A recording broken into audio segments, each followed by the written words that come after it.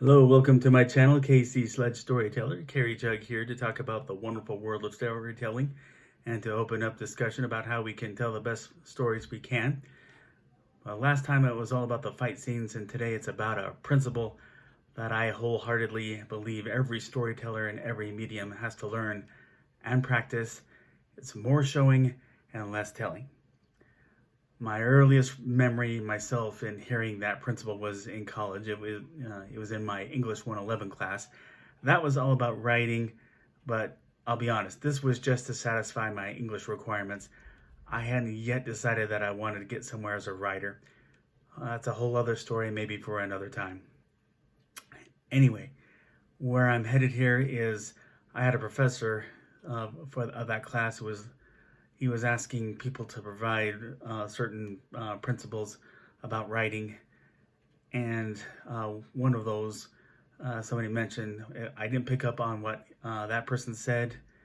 I guess I was writing down what had been said just before that, but the professor summed that up with show, don't tell. And then our first assignment we had as a class, we were divided into groups where we get to know each other with basic questions of backgrounds, favorite things, and opinions on issues. And we were then supposed to choose somebody from that group who told us that stuff and to write about them based on that information.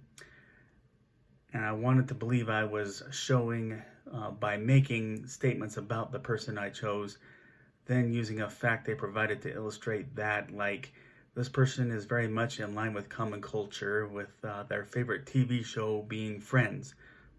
Dates me. I then got told by the professor that I was telling.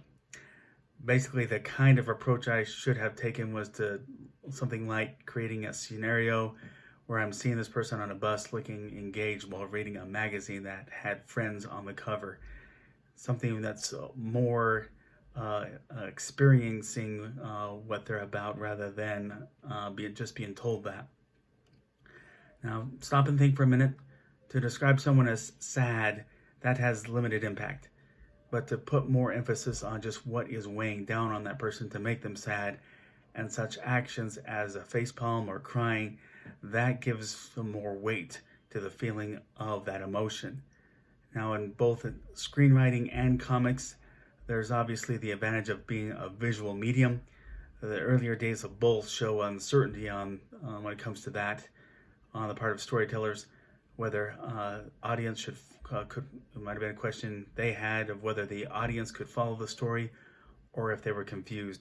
Movies in like the 30s often started with a written narrative to prepare the audience. They would read that and would tell them what actions, get them an idea of what to expect ahead, the setting. And sometimes there would be a similar written narrative in the middle of that movie to make clarifications of scenes to come. As well, comics in both the Golden and Silver Ages often had third-party narrative captions that would at times provide the setting for the action, but also have the writers trying to make the action more colorful in describing the action with captions like, Captain Comet lands a hard haymaker to his deranged foe's jaw. We've come a long way since those days, and admittedly, even after my English professor's criticism, it took a while to get the gist of how to effectively show. Take this.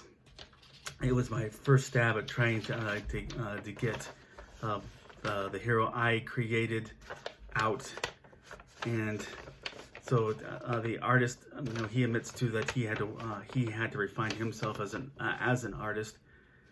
So, but look at this.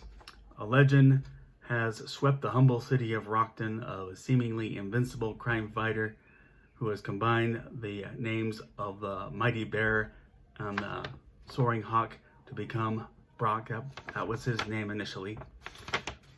And he has proven worthy of such a name. He has overcome his opponents with brute strength and takes to the air in majestic flight. Furthermore, he has proven himself bulletproof, knives, swords, Even axes cannot penetrate him. He even came out unscathed out of a pile of bricks dumped on top of him. His identity is a mystery to the people of Rockton. Some people think he is from another world. So, yeah, I was wet behind the ears. That you would know by knowing that, by reading that. And this is basically the where I was, and I definitely had a long way to go. I decided before that I wanted to establish that character, before that I wanted to learn to write. My mistake. But since then, rather than having random panels that demonstrate what he can do, as well, just using captions that describe what's happening. What I did with Sledge number 1, it starts with his first exploit. That demonstrates what he can do, but it wraps the story around with it, interweaves with it.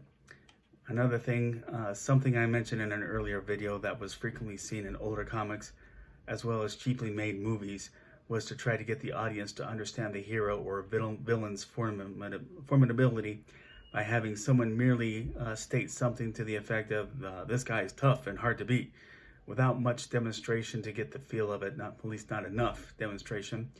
None of us wants to be told that our hero in the story is tough. We want to find ourselves inside the story where we can see the hero prove to us that he's tough. And also demonstrate solutions the hero comes up with to win the day. I mean, we love it to see when they can make clever decisions. And still, it's worth mentioning that to show everything and that establishes all the facts in the story, it would be just impossible to show everything. It would convolute the story. So take the Shawshank Redemption. I don't know of anybody who has seen that who hasn't called that a masterpiece.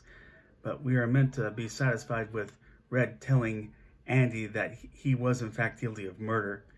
But there were no flashbacks depicting that happening to give us a firm grip on that. But I get the idea that Frank Darabont didn't want the real details to convolute the story. So what's key here is that we weigh in on what the meatiest aspects of the story are and focus on showing them in a way that the audience doesn't just know the story, but feels all the emotions and experiences the story. But that's my insight on comic books showing and telling. I wanted to mention that at the beginning of last week, where we were at 1 to 5 weeks before Sledge number 1 would be available to order. So now we're approaching any time within the next 4 weeks. I will surely make it known when we are there, and hope as many people will be interested in that as possible. But if you like this video, please click like. If you like this channel, please click subscribe and share this channel with your friends. And I hope this can get some discussion going. Agree, disagree, something I didn't mention, please comment below.